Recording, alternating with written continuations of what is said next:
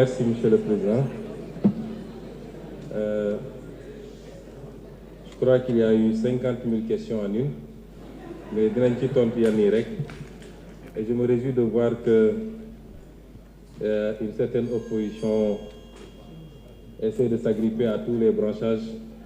Et désormais, le cheval de bataille, c'est d'être les défenseurs du ministre de la Justice dans une soi-disant brouille avec le reste de l'exécutif. Et maintenant, mun ngeen ut yeneen moyen d'opposition, c'est mieux. wax nga ci mbirum licenciement yi, je crois que su dee da ngeen tudd licenciement politique rek yéen a ko wax licenciement politique, ça veut dire que recrutement politique amoon na.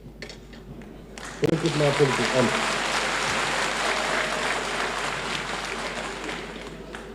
ku ñëw ku politique recruté woon nag politique war na laa mën a fi dindi loolu amul demal na ñëw.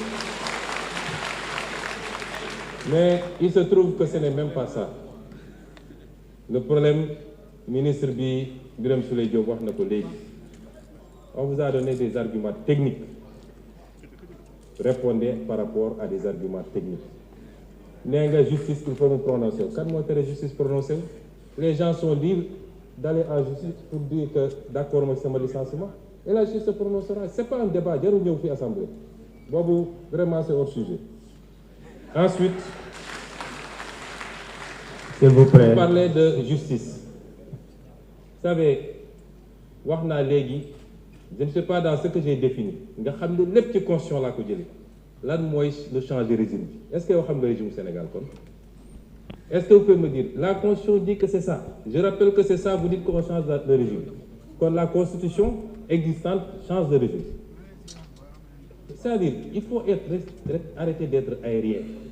Dès leen wax loo xam ne dañ naan 1 + 1 = 2 constitution article wax na lii est-ce que mooy nañ ko dee leen dellu si noonu ci politique parce que sinon da ngay di nekk di lëndëmalu askan wi ci wax yoo xam ne amul bopp amul génn.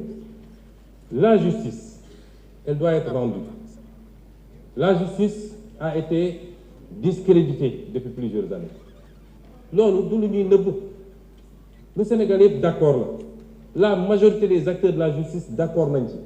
Magistrat, avocat, greffier, ñëpp d'accord nañu y a un problème kon loolu lu ñuy waxati te ñi yàq justice nitu justice loxoom mi ngi ci lenn ci nitu justice du ñëpp parce que gis nañ li fi xaw ak comment on a instrumentalisé des magistrats ba ñëpp ñaawlu ko loolu am na fi et cette justice là il faut l'aider à se redresser parce que erreur bi sénégalais yi warul def mooy jàpp ni dès lors qu'on a élu le président Bassirou Diomaye Faye le 24 mars mbir mi changé na déedéet y a la volonté de changer la conduite du changement et les résultats yi ñu war a am l'État c'est le même État qui est là les mêmes agents hauts fonctionnaires magistrats etc.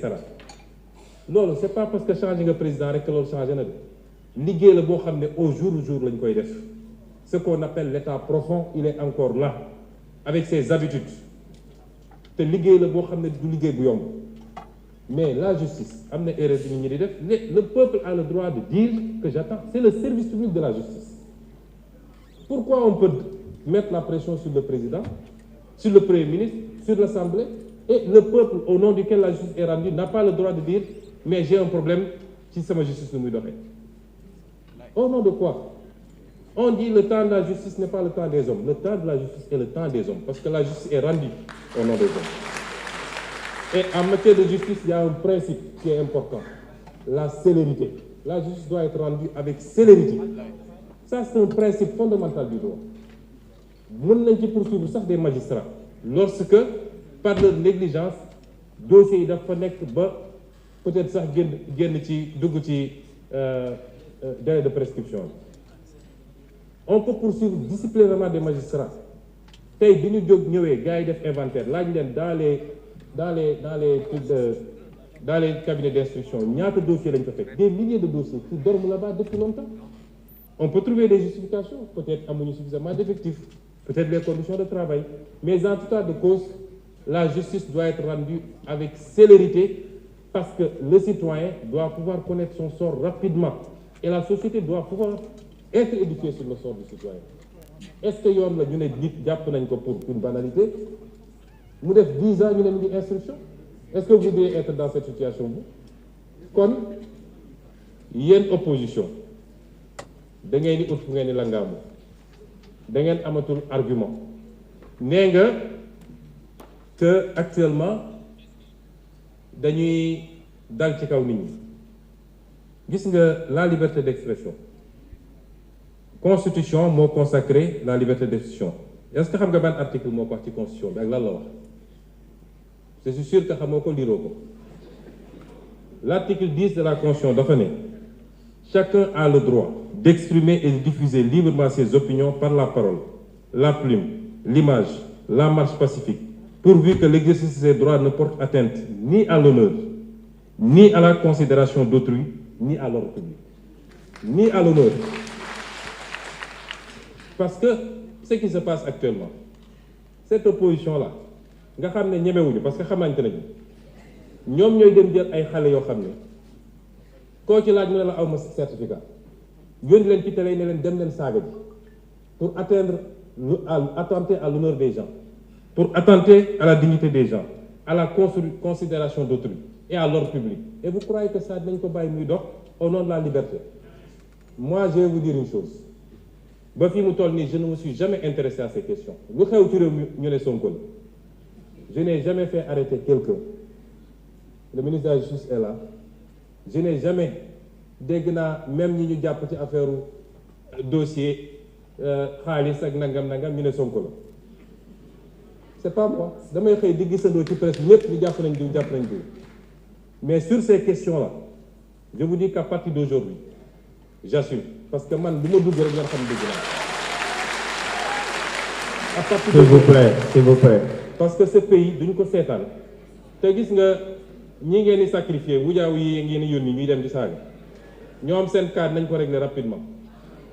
mu des nag xanaa yéen opposants yi ponkal opposants yi nekk seen kër yor seeni milliards di joxe di fay ay loyer pour nit ñi saagal leen xanaa dañu génn ñeme léegi.